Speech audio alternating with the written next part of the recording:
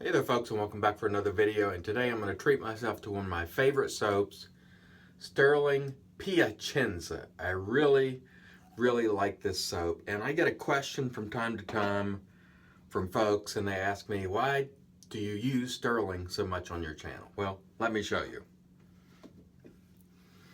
There is stack number one. Put that down. There is stack number two, and here is stack number three. You see Stirling so much on this channel because it's what I buy, and it's what I use, and it's what I really like, along with others like Katie's Bubbles, K-Shave Works, Soap Commander, RazoRock, etc. I show you on the channel what I really like to use. I do try things from time to time, but I show you what I really enjoy using, and Stirling to me represents a brand that I really enjoy. And how many of these did I buy, you ask? All of them. None of these were given to me. So I just wanted to make that statement before I get into the video. Stand by while I put these away. Alright, so we stowed away our other soaps and we're ready to get it on with Piacenza.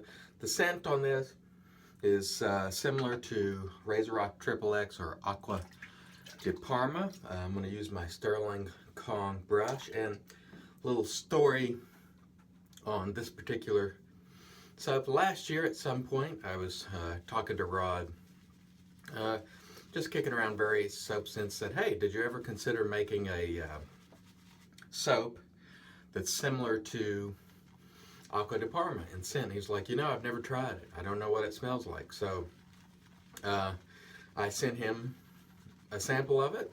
He was like, you know what? It's wonderful. I'm going to make it. And shortly thereafter, Piacenza came about. And boy, am I glad, because it's one of my favorite soaps. Certainly in quality and scent. It's, you know, well priced. And it's a great performer, and I really enjoy it very much. So when I said I'm treating myself today, I am, because this is probably my favorite soap scent. You know, RazoRock Triple X, Katie's Bubbles, Parma Inspiration smells like this. Of course, you know, the Stirling Piacenza here. Mickey Lee Soaps has one. I can't think of the name of it off the top of my head, but there are a number of soap makers who have a similar type of scent to this, and it's really good. I love them all. But today I just happened to pick this one because, like I said, I really love it. So let's wet the face and get going. Stay tuned. Alright, so here we go. Thursday. The snow is supposed to be moving in today, and I hope we don't get a lot of it.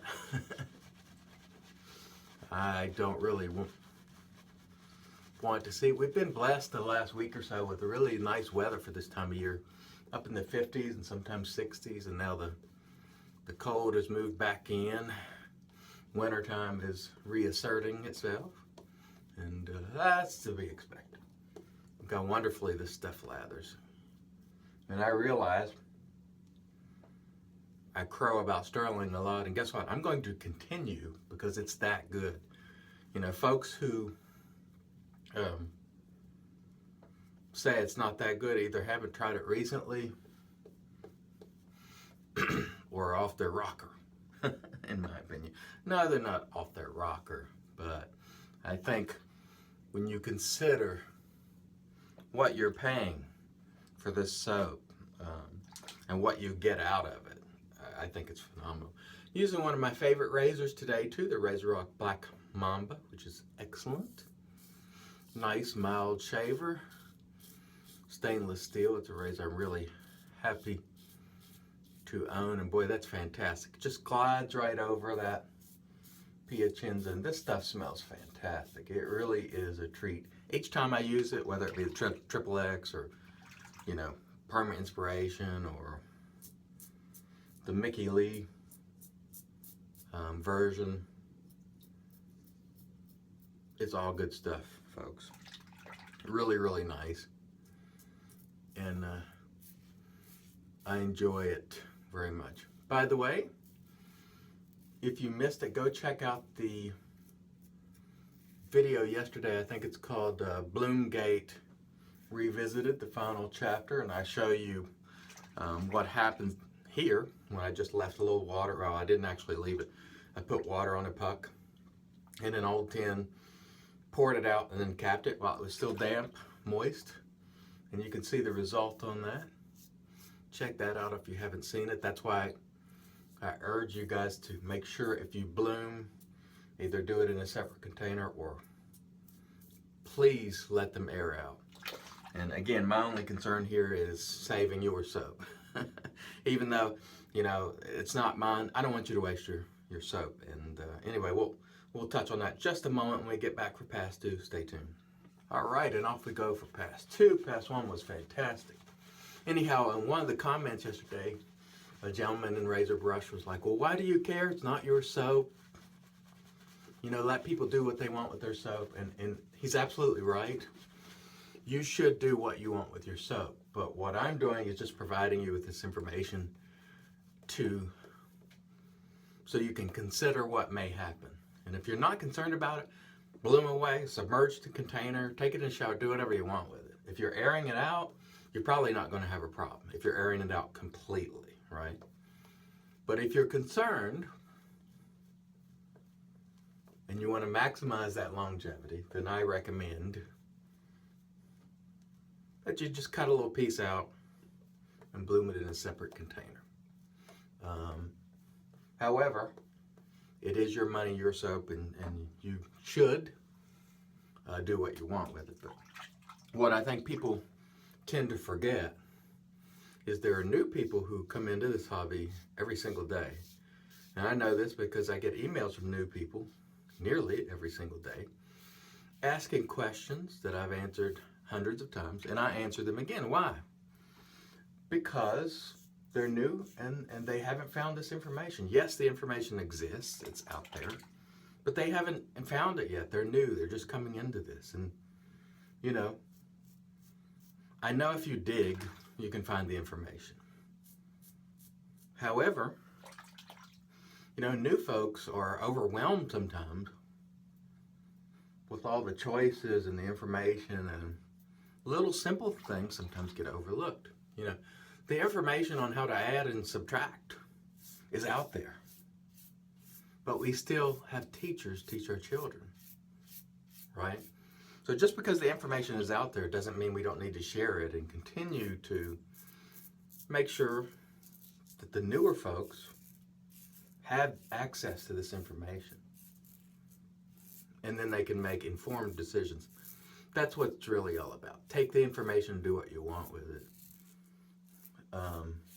But if you don't have the information, or if you're new, it's important to know and consider, in my view. Okay, that was a great pass 2. We'll come back for pass 3. Stay tuned. All right, and on to pass 3. Pass 2 was phenomenal, as expected. I just love this stuff. And of course, I love the brand, and I am not sorry for talking about it so much, because, you know, even though I've said this many times, it is such a pleasure for me to have rediscovered Stirling, you know, after initially not liking it, and quite frankly, disliking it a lot. Not the folks at Stirling, because it's, you know, but the product, I just didn't like it. And it was getting rave reviews even then on performance. Because performance, there has never been an argument about Stirling. It's always been a stellar performer. People have compared it to Mike's Natural Soap, which is just top level. And it's always been known to be excellent performer. The only problem was, of course, that side odor, which doesn't exist now. Once that was taken care of, it was, I mean, for the money and considering the type of people that it's coming from, wow. I mean, I can't help but to enjoy a product like this and be proud, you know, of where it's coming from. And that sort of thing is, it just, you know, gives me a great deal of pleasure. So, yeah, I'm talking about Stirling today, and I'm going to talk about it more, you know, in the days to come. And when they put out something that I think I'll like, a new scent, I'm going to buy it. going to continue to buy Stirling, and they're not, you know, bending people over and trying to charge them $5 plus an ounce. You know, the price has remained consistently great. So, I think it's fantastic. And this shave is going fantastically, by the way. Excellent. Another great shave, folks. Day after day, this is what we do. All right. Let's rinse face. We'll come back and give you the post. Stay tuned. All right, and in comes the magic made by witches. You know what it is? Thayer's. Thayer's Witch Hazel with aloe. Wonderful stuff. Oh, and by the way, something I forget to mention, and I've been asked I don't know how many times to do it, and I always forget, and it's not deliberate, is blade. I have about 5 brands of blades I use, but normally it's Astra SP, or what they call Astra Green. It's sort of my daily driver, and it's what I use today. So that's the blade I use today. Before we get to the aftershave, review the equipment really quick. RazoRock Black Mamba may be making a return. It seems I saw Joe talking about this at some point, so keep an eye out for that at some point. Our Stirling Kong, which was fantastic, and of course Piacenza.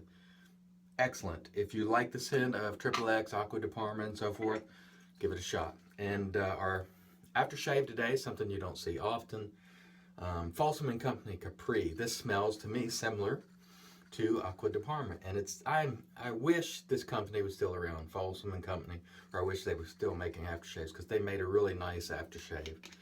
And unfortunately, the young man who was involved with this company, you know, he graduated college, and you know, he went on to do bigger and better things, but he sure did make a nice aftershave, and this was one of them. Really, really nice, called Capri, Folsom & Company. Sadly, can't get it anymore. Hopefully they'll make it again someday. This is really excellent stuff. All right, folks, thank you for joining me once again. I hope you have a beautiful, well, it'll be afternoon or evening when you're watching this, so I hope your evening, this evening is great. And until next time, let's make America shave again.